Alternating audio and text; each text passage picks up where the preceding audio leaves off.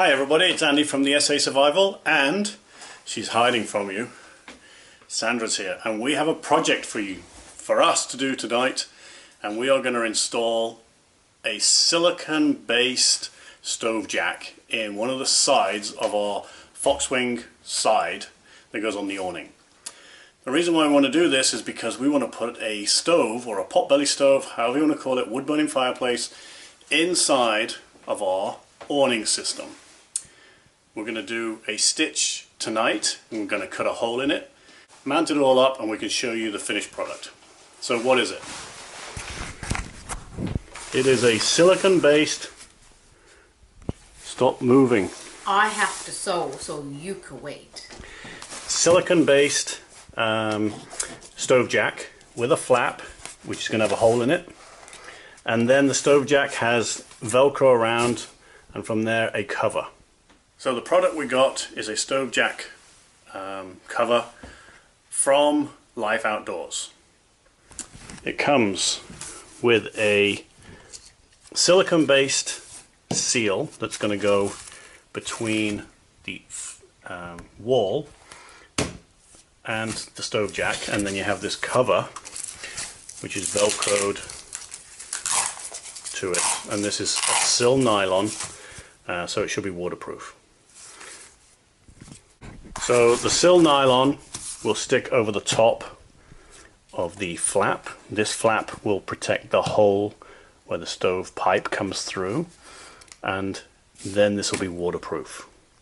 So our plan is tonight is to stitch 4 sides, then we're going to lift this flap and we're going to stitch double stitch in here 4 sides, and then eventually we will cut this into like fingers. So we're going to put an X in here, and we're going to have them rise over the pipe, and from there on the other side we're going to cut probably a 1/4 inch, 1/2 inch in, and we're going to cut this square out of the side, and because we don't want to have this melt. And the reason Sandra's going to stitch, Andy's going to watch. I'm going to assist. I'm going to hold the material so it doesn't bunch up, and we're going to use a household Singer with a G needle and a polyester thread, and we're going to make this somewhat secure. We have to do double stitch here all the way around because this is actually really strong Velcro, and when we come to tear it off, and then when we're finished with it, what we'll do is we'll just hang it on the outside like so. This bit will flap around a bit and the stove will be out there, but we need to make sure that when we pull this, when the side is actually mounted to the awning and pegged out to the floor, that when we pull this, we're not going to pull the thread off. All right. We must go because this is a challenge, and apparently things are changing like through the night last night, so I don't know exactly from what we originally talked about to new plans that he had nightmares about or dreams about changing it over. So Dreams change everything. So stay tuned. It could change in 5 more minutes once I start sewing. So ciao for now.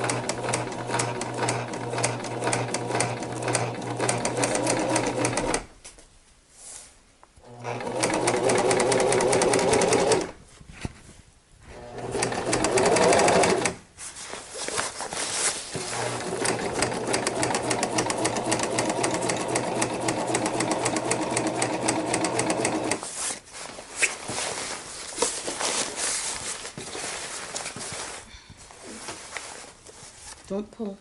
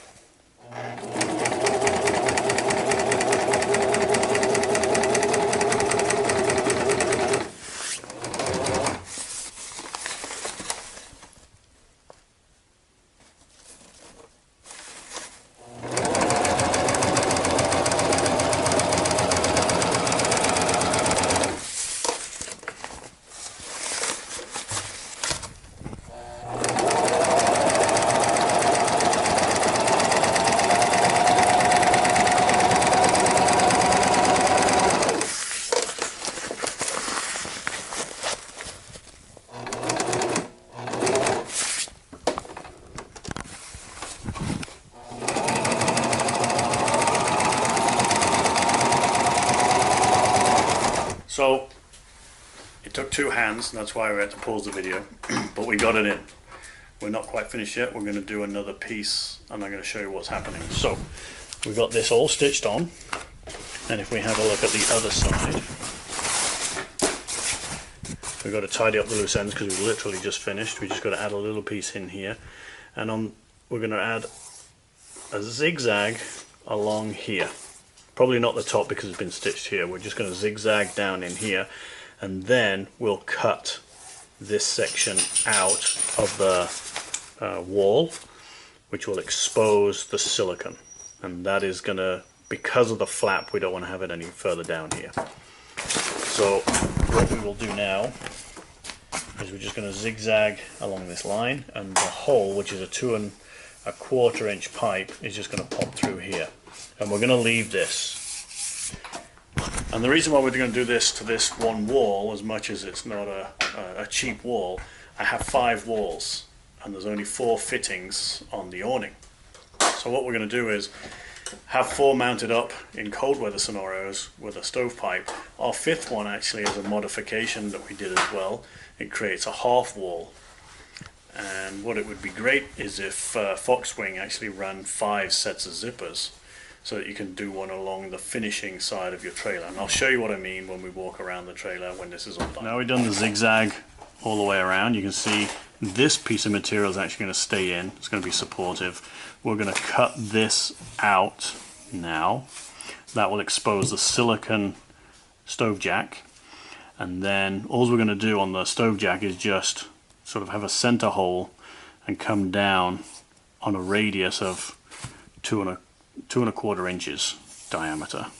Alright, so first of all I want to take this out. This is going to be the piece that we don't want to melt off of the wall, which will expose the silicone mat. So now we've cut it, and we cut it with pinking scissors, and we just to stop it from ripping, even though this has got like a rip stop pattern to it.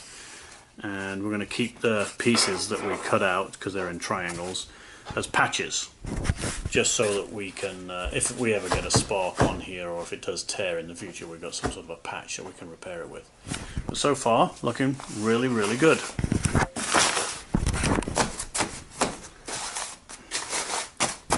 So that's what it looks like from the inside. And now, like I said, we're going to figure out what our circumference is here, and then hole in the middle, lines out. And we're just going to leave those attached, so when we push the the stovepipe through here, this should not melt around the stovepipe. And also the height of this, which is a good 6 feet from the belly of the stove, the pipe shouldn't be super hot, so shouldn't affect it. And if we flip it over,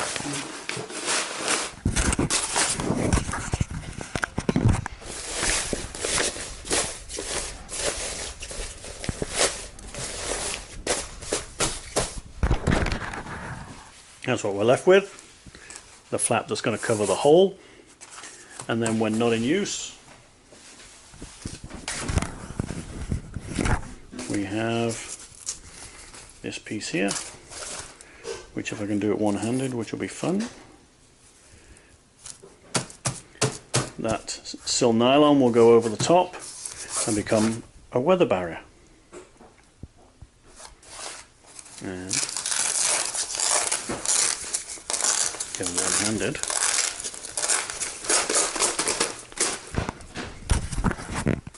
I'll use 2 hands, hold on. Perfect, that's awesome. Really impressed. What do you think? Not bad, eh? I hope it works out.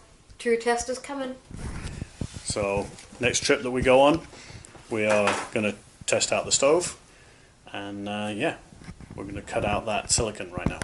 So the first diameter was 2 1/4, which was actually 2 1/2, and it was because this wall is going to sit on an angle that we have to account for the angle of the pipe, which I hadn't, and so we extended it to 3 inch, and when the pipe comes through here now on the angle, it's not pulling on the material.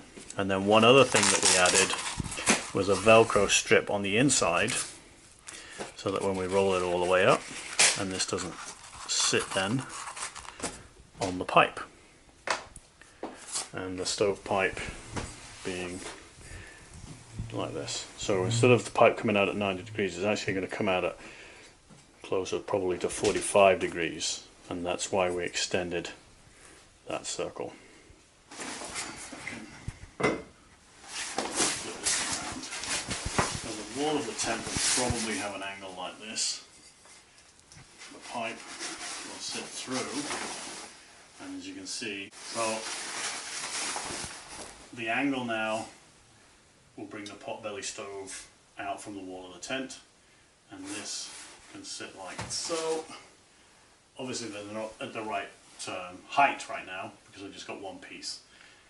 If we don't like the fact that this does get too warm and the diameter of this hole is too small, we're going to take the shears with us and we can just extend it a little bit higher up anyway.